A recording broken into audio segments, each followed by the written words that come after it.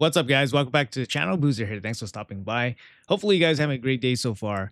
In today's video, I'm going to talk about the team that I'm using for this Dragon tournament. Now, this Dragon tournament is a special condition Dragon tournament. It is only using Sacred Order champions and only a 2-day event.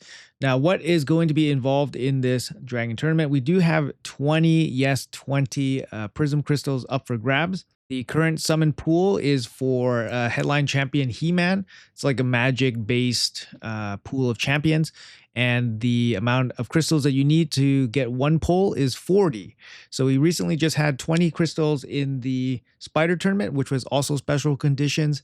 And now we have the second half of that 20 in a Dragon conditions tournament. At the top, we have 3 of these Eternal Essences.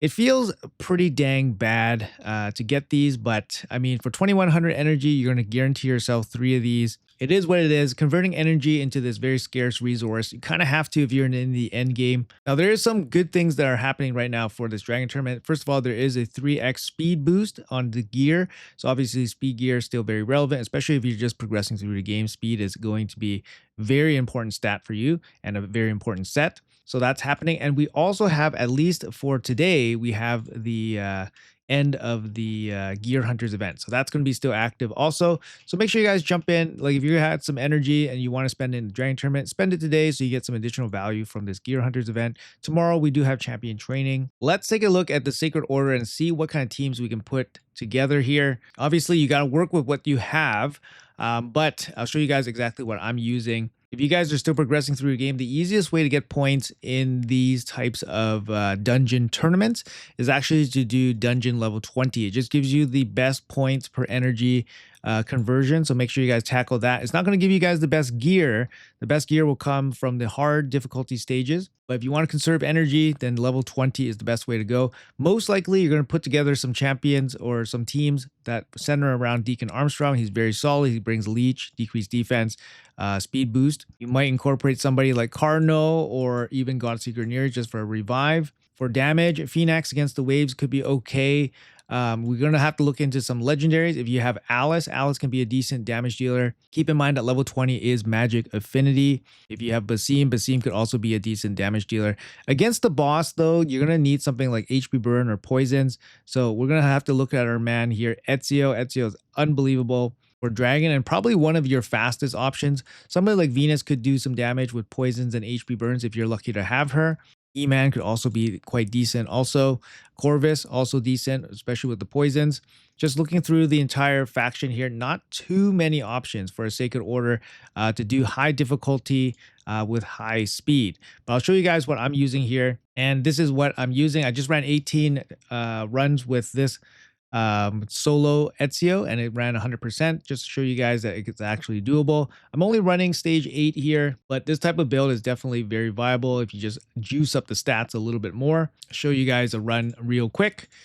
But yeah, basically it's Ezio plus 4 Sacred Order food and he takes care of business as efficiently as anybody can from the Sacred Order faction. I think if you guys have a full team of Sacred Order like with some of the champions that I mentioned, then you can probably maybe do this a little bit faster, I would assume.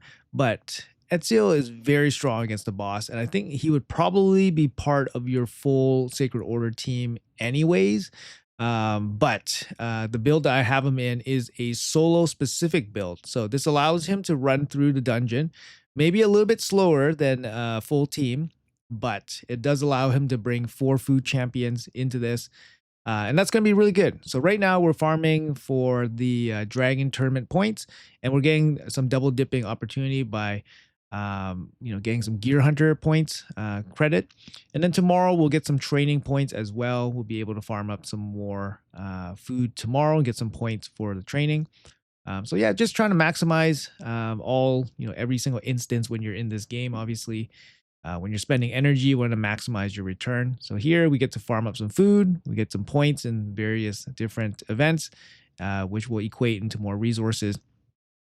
Now, as I mentioned, it's not the best in terms of overall speed. You can see him have a little bit of an issue here against these double Bad Alcazar waves. We're on stage 8 because of positive affinity. I Stage 6 is also another not so great stage because of the Eurogrims. There's a double Eurogrim wave on stage 6, which is Void Affinity. Also not the best because it's in terms of kill speed. Stage 5, I believe, is Force Affinity. Stage 4 is Force Affinity. And I think stage 4 is probably the fastest. Stage 4, I think we can do this in a minute and a half, maybe less. Obviously, Force Affinity, your strong affinity. And there's not so many cleansers that it really slows down your run. So here we have Ezio. We got him to the boss in about 2 minutes. He takes care of the boss relatively quickly. Now we do have a build pretty much catered for this. I'll show you guys the build afterwards. I did run a video on this when Ezio was first introduced. And I think, if you guys have been playing for a couple months, Ezio came out in January. So if you guys have him, you guys might be able to put together a build similar to this and maybe tackle some lower difficulty. So we got 2.5 minutes here with this run. Oops, I forgot to change out my food. But you guys get the idea. You don't need any kind of special presets or anything like that. So for this event, make sure you guys have the Sacred Order faction loaded up so you guys can put in Sacred Order food if you guys are going this route. Very, very important, of course. Okay, guys. And I can show you guys the build here real quick. So Ezio, he's going to be in just a standard regen set. You could put regen with immortal gear just for a little bit of healing. You guys kind of saw that Ezio was in no danger or anything like that. We're kind of using some spare parts on him, so he's not in the best build possible for my account. But I'll show you guys the total stats here. That was hard 8, by the way. Hard 8, we got about 90k HP, 284 speed. Resistance, you want to shoot for about 400 plus. Accuracy, 300 plus. That's kind of the numbers you want to shoot for. We do have bonuses here on the dragon. A little bit of speed, a little bit of accuracy, a little bit of ignore. Not too much of everything. Attack helps boost your poison damage, so attack's not wasted on Ezio for sure. Show you guys the relics. So actually, I'll show you guys the individual pieces here just so you guys have an idea of what you guys are looking for. Speed, accuracy, HP, resistance. That's kind of what you're looking for. Defense is also not wasted because defense is just really good against PvE. So just check out the total stats here. Like I said, speed, accuracy, HP percentage gloves with speed, defense, accuracy, resistance. This is like a perfect glove. And then we have a chest here with resistance and HP. You could go resistance. It's whatever stats you guys need. Speed, defense, accuracy, very good chest. And then boots here. We skipped on speed for more HP. Again, perfect boot for this situation. In terms of accessories, again, whatever stats work for you. We got a really nice HP ring here. We got a nice resistance and accuracy amulet. And then we got a big HP banner here. And then, of course, with Pharaoh, you get a little bit more accuracy with a little bit of speed. You guys kind of get the idea here, right? I'll show you guys some different stat breakpoints that you guys should probably shoot for, depending on what content or what difficulty you guys are tackling. A big part of this is Golden Elixir. Golden Elixir makes the build super consistent. It's hard to kill him with this on him. So you can get away with much less stats. But without the Golden Elixir, you guys might have to go with the full regen Immortal.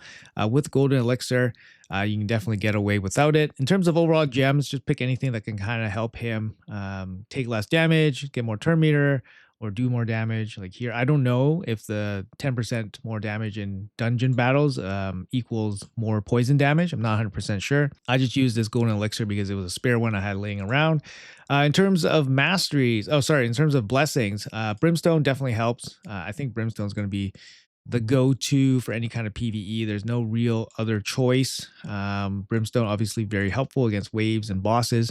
In terms of the masteries are definitely kind of important because it helps speeds them up a little bit. So it takes away some of the stat requirement. So Spirit Haste is really good, gives you 24 speed when your food dies. Oppressor is really good because it just gives him turn meter. He's going to be constantly landing debuffs, so he's going to have constant turn meter. This is a good one. Arcane Celerity, chance for turn meter. You can get that all the time. Cycle of Magic, more stats. Bit of healing, that's good. A bit of healing on kill, that's good. You got healing on kill. So those are good just for some extra healing. And the Master Hexer is really nice just for extra duration on the poisons. I like the turn meter cycle of revenge instead of counterattack because he counterattacks all the time anyways. So these are the type of the masteries that you can expect to put on your Ezio just for this type of solo build. All right, guys. So like I said, the stats on my Ezio are pretty crazy. Definitely hard 10 capable.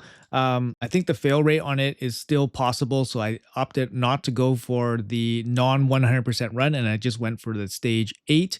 Now for stage 8, just to show you guys what we're working with here on the dragon, you need about 400 resistance and 315 accuracy to land I believe at a 96% efficiency rate. You can kind of see here the dragon is at 200 speed, but obviously you want to be way faster than that. So if you don't have those necessary speeds, if you don't have those necessary stats, and obviously you're having trouble surviving, dial down the difficulty, perhaps to like I said, stage 4. Stage 4 is not so bad because it doesn't have as many cleansers, so the run is relatively fast. So we're on stage 4 here. We're using Hell Hades stage tool here. Make sure you guys check it out. Very useful tool on his website. Um, but if you check out the dragon here, the dragon only requires 350 resistance and 250 accuracy. So the stat drop off is pretty significant. The dragon speed is also only 120. So you can get away with much less stats, maybe even no masteries to get this job done on a relatively decent stage 4, right? And I would definitely recommend stage 4 over something like stage 6, just because stage 6, like I said, has those big cleansing waves that can give you, a pretty slow runtime. But if you don't care about runtime, definitely target something like stage 6. The dragon here requires a little bit more resistance, a little bit more accuracy. 375 resistance, 285 accuracy is kind of what you want to shoot for consistently landing and resisting those debuffs. So I'll hop in and I'll show you guys a hard 10 stage, and then I'll, basically show you what these stats can do, whether they struggle or not. Like I said, this build doesn't struggle, but there is a small fail chance. So I kind of wanted to just stick with the 100% run with, which is stage 8, instead of hopping into stage 10. But definitely stage 10 is viable for these amount of stats. This is probably where it might fall apart on the first wave, just because we get hit so hard and the recovery time is just not there. There we go. Okay, we're pretty good here. It's still going to be about a 2.5 minute run, unfortunately. The golden elixir, very strong, very strong. You kind of see here the golden elixir is popping off as soon as he's over 50% HP. He's pretty safe. He's pretty safe. He would need to be hit pretty hard by that Chagar right away, like with crits, and then followed by multiple crits. And then that will probably bring him under 50%, like something like that. And then there we go, that Chagar, big hit with big crit. But we are fast enough to recover, and we're going to cycle through a couple turns here. There we go, golden elixir back over 50%. And good. We don't have a lot of cleansers on hard 10, but we do have this Cardinal for a little bit of annoying revive. It's a long cooldown revive, so she's not going to get another chance to go back at it. And then, yeah, we're going to check out the dragon here. We did waste the brimstone against that Venus. But the dragon should not be able to kill us before we kill him. So if we can get to the dragon, we're pretty good. But once again, just wanted to show you guys what the stats can do. Dial down your stats so you guys can handle the appropriate difficulty. I recommend something like stage 4 in terms of just overall clear speed. Also positive affinity so you guys have a better time. Stats are also much lower. So hopefully you guys enjoyed the video. Hopefully this was helpful for you guys. Take advantage of your Ezio. He's a great champion. One of the best free champions we've gotten in a long time, and probably one of the best assassins that was offered. Obviously, Bayek is better, but Ezio's free. Ezio also has a really nice passive, which keeps him alive. Also, it's a little bit of RNG with his kind of Timu style evade. But there we go. We got stage 10 done. It's about 2 minutes. I might flip-flop a little bit for stage 10 and stage 8, but stage 8 seems very, very comfortable. Anyways, guys, that's going to be it for the video. Hopefully it was informative and enjoyable for you guys. Let me know in the comments below what you guys are using for this Sacred Order Dragon tournament if you guys are participating. I know it's a bit of a drag, but there's some positives about the tournament. Like I said, 3x speed is on, as well as the gear hunters, and then training tomorrow. Thanks for watching until the end. Appreciate you guys. Have a great day, and I'll see you guys in the next video.